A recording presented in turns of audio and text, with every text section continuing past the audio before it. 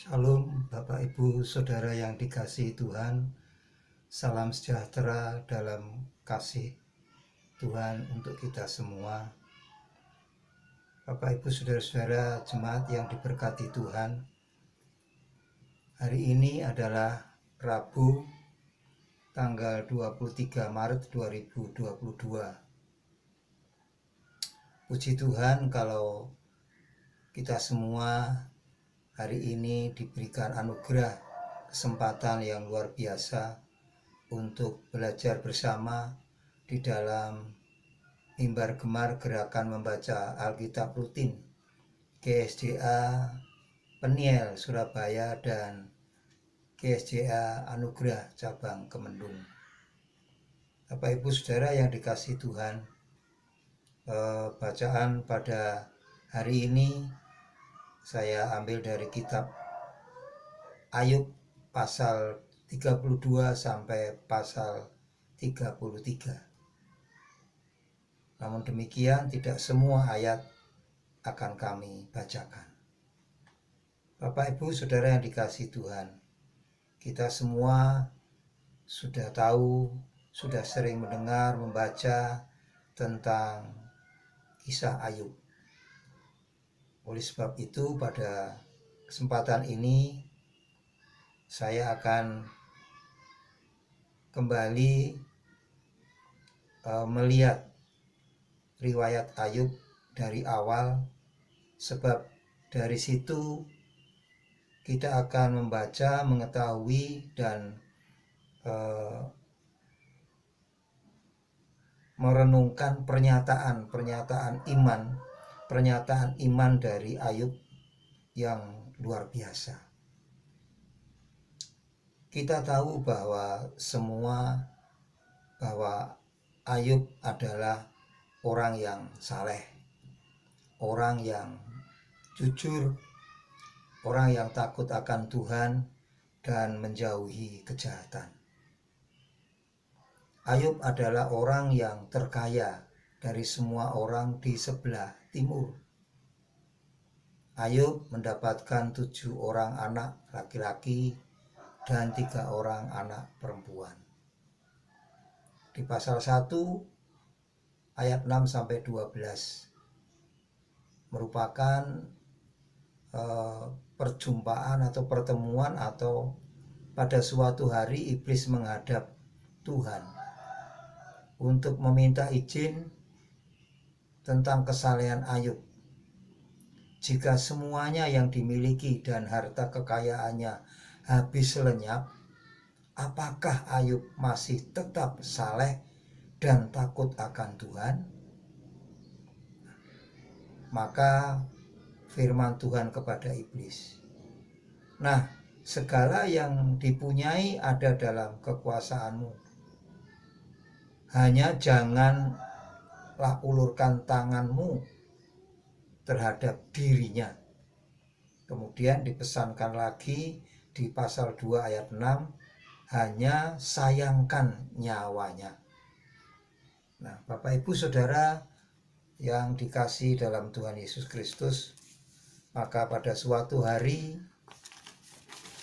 terjadilah suatu musibah, terjadilah suatu bencana sehingga semua harta kekayaannya hangus terbakar dan 10 orang anaknya mati. Sesuatu musibah yang sangat menyedihkan.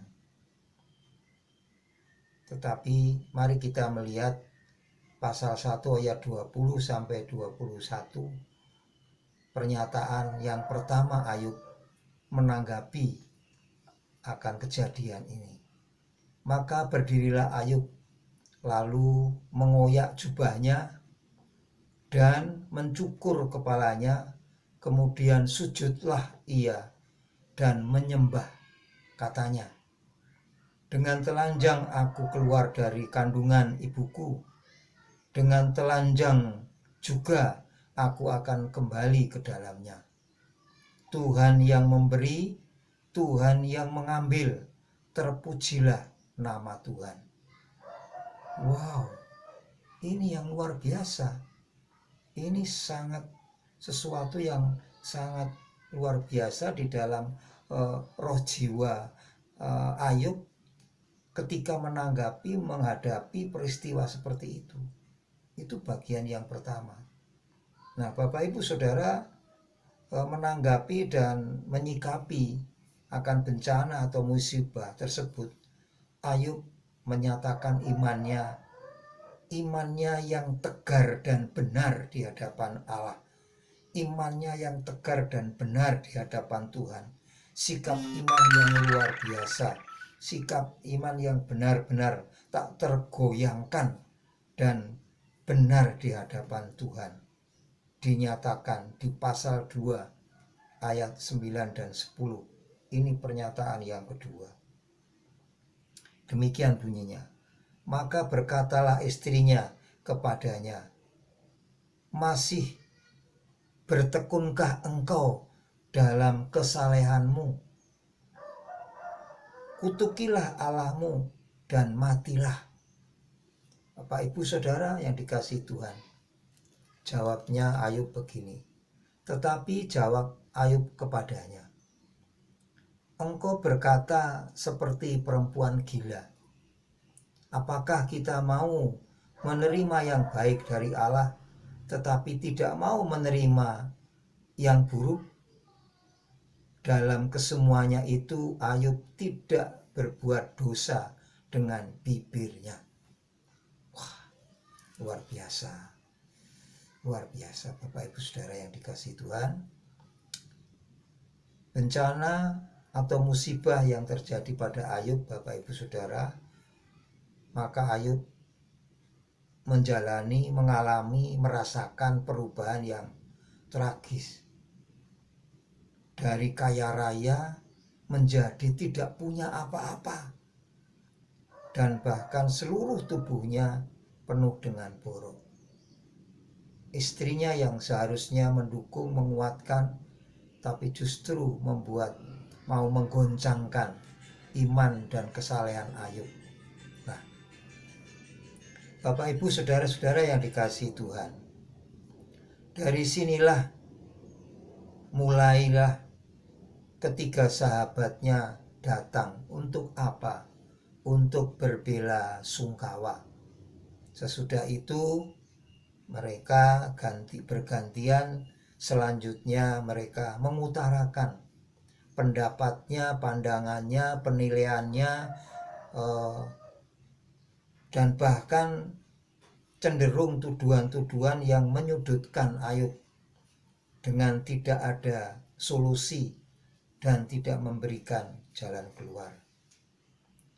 Di pasal 32 sampai pasal 33 ini, Bapak Ibu Saudara, saya beri judul Jangan Gegabah Memberi Penilaian. Jangan gegabah memberi penilaian. Nah, Bapak Ibu Saudara yang dikasihi Tuhan, maka ketika orang itu menghentikan sanggahan mereka terhadap Ayub karena ia menganggap dirinya benar. Pasal 32 ayat 13. Jangan berkata sekarang, kami sudah mendapat hikmat. Hanya Allah yang dapat mengalahkan dia, bukan manusia. Nah, Bapak Ibu Saudara yang dikasihi Tuhan, sampai sekarang tidak ada sesuatu pun dikemukakan yang dapat menggoncangkan keyakinan Ayub bahwa tidak bersalah. Nah, Ayub berhenti berbicara. Dan saat itu tampillah Elihu sebagai sosok yang mewakili kaum muda kebanyakan, yang gemas mengamati keadaan sekitarnya dan berusaha menahan diri untuk menanti giliran berbicara. Nah, Bapak Ibu Saudara, biasanya sebelum giliran itu tiba, berbagai permasalahan yang terjadi itu dipikir, diamati, dan berusaha dicarikan jalan keluarnya.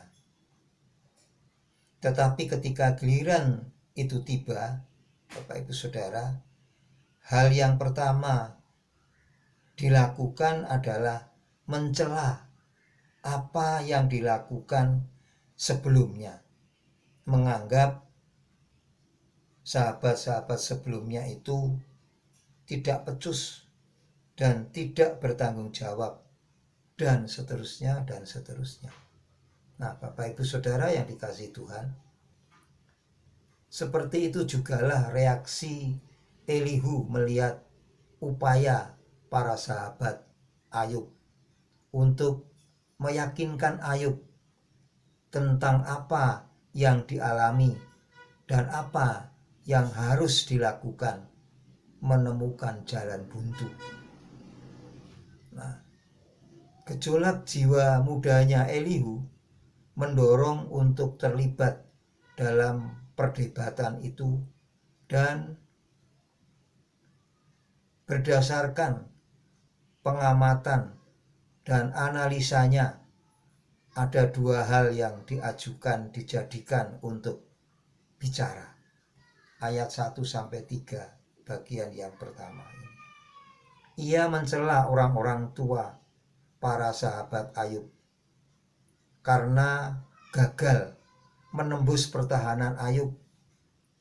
Mereka tidak mampu memberi jawaban yang meyakinkan Ayub terhadap penderitaan yang dialaminya. Ayat yang ke-9 dan ini yang kedua. Sikap Ayub yang tetap menganggap dirinya benar. Nah, Elihu menilai bahwa sikap Ayub menempatkan dirinya lebih benar dari Allah. Inilah yang membuat keberanian ia membantah Allah.